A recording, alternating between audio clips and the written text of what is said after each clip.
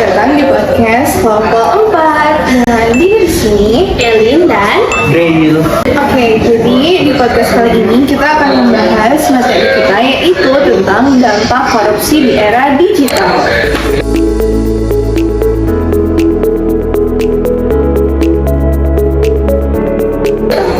Betul sekali. Korupsi itu teman-teman sebetulnya sangat buruk ya bagi kehidupan masyarakat, apalagi itu sangat merugikan. Oke, menurut Braille sendiri korupsi itu kayak gimana? Nah, korupsi itu secara etimologis itu dalam bahasa Latin disebut dengan corruptio, yang artinya menyimpang dari aturan. Nah, korupsi itu dia adalah kejahatan yang ekstraordiner atau kejahatan yang sangat luar biasa. Kenapa dikatakan dia itu kejahatan luar biasa? Karena dia hasil dari korupsi itu membuat kehidupan masyarakat itu terganggu. Merugikan ya? Iya, kira-kira seperti itu. Dia merugikan kehidupan masyarakat. Oke, terus kalau yang kita kenal kan di Indonesia, of course banyak kasus korupsi yang terjadi, khususnya di pejabat-pejabat mungkin. Kita tidak bisa pungkiri banyak sekali kasus yang terjadi di Indonesia soal korupsi. Nah, menurut Braille apa sih salah satu contoh kasus yang Braille tahu dan mungkin sangat-sangat banyak dikenal oleh masyarakat? Mungkin salah satu contoh kasus korupsi di Indonesia itu yang gue ingat ada di tahun 2011 sampai 2013, korupsi tentang IKTP, elektronik KTP. Oh, kalau itu maksudnya Iya, betul sekali. Kerugian negara itu sekitar 5,9 triliun. Betul sekali. Yang bukan main itu pagi buat pribadi, nggak tahu dipakai buat apa. Kembali lagi di pernyataan gue awal bahwa korupsi ini adalah extraordinary crime. Mungkin salah satu contoh kasus korupsi di Indonesia itu yang gue ingat ada di tahun 2011 sampai 2013, korupsi tentang IKTP, elektronik KTP. Oh, kalau itu maksudnya Iya, betul sekali. Kerugian negara itu sekitar 5,9 triliun. Betul sekali. Yang bukan main itu pagi buat pribadi, nggak tahu dipakai buat apa. Pernyataan gue awal bahwa korupsi ini adalah extraordinary crime. sebelum kita masuk lebih jauh nih, kira-kira dasar hukum atau aturan apa yang membahas tentang pemberantasan korupsi di Indonesia nih? Kalau untuk undang-undang sendiri itu ada undang-undang nomor 30 tahun undang-undang nomor 31 tahun 1999. Itu undang-undang yang mengatur tentang pemberantasan korupsi, pemberantasan tindak pidana korupsi, yaitu mengatur jenis-jenis tindak pidana apa aja korupsi, dan kemudian dia dirubah menjadi undang-undang nomor 20 tahun 2001. Perubahan ini dia mengatur tentang memperluas jenis tindak pidana korupsi, juga mempertegas suatu hukuman yang nanti didapat ketika melakukan tindak pidana korupsi.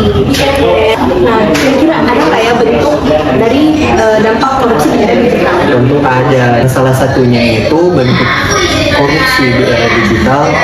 Pemerintah tuh dia melakukan manipulasi data di sistem administrasi pemerintahan untuk misalnya mengubah data anggaran atau proyek pemerintah gitu. Oh, ada juga tuh korupsi dalam pengadaan barang dan jasa secara elektronik. Itu juga.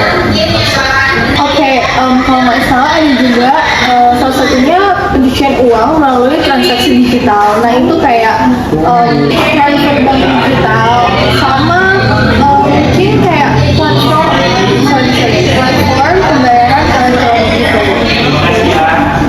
Nah, setelah membahas bentuknya nih ini. Kira-kira apa sih dampak korupsi di era digital ini? Yang pertama, dampak terhadap ekonomi itu sendiri. Tentu di ekonomi Indonesia itu ya seperti Mahfud sampaikan bahwa dengan tidak adanya korupsi di Indonesia, masyarakat Indonesia itu dapat menerima uang senilai 20 juta setiap bulannya. Fantastis sekali.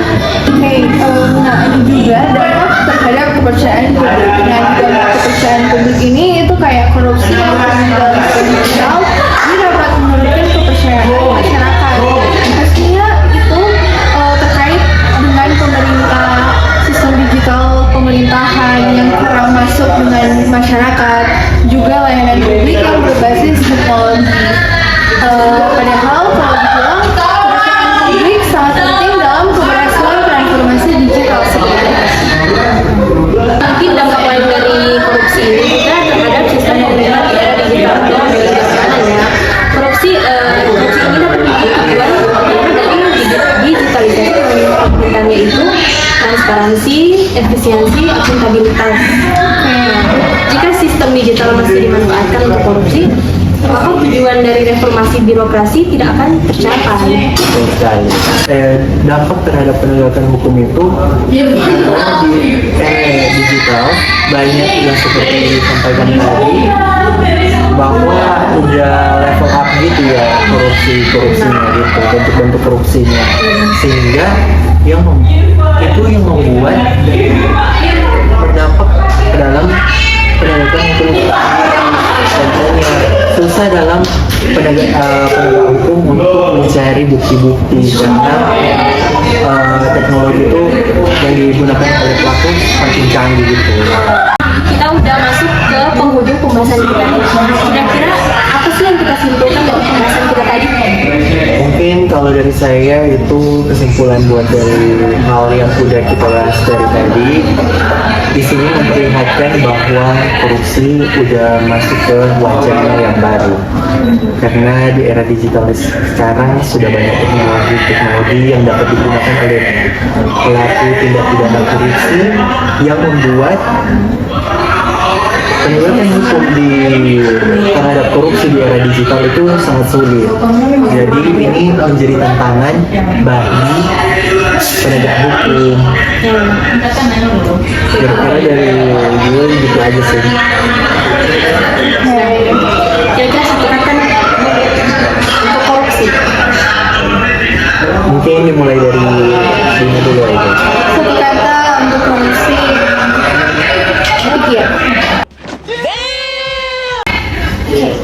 Satu kata untuk korupsi, berkorban. Istighfar, astagfirullahaladzim, astagfirullahaladzim. Satu kata untuk korupsi, bajingan. Bajingan, bajingan.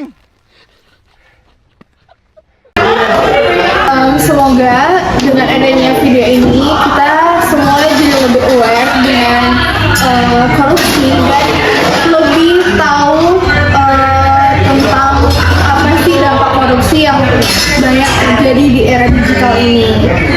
Dan pastinya semoga video ini dapat menambah wawasan sebagai anak kuliahan khususnya di bidang hukum.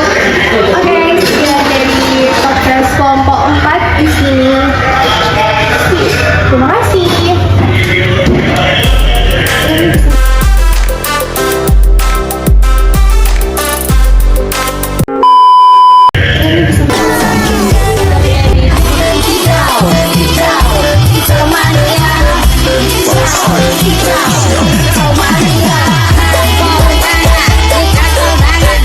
I just had to let you know you're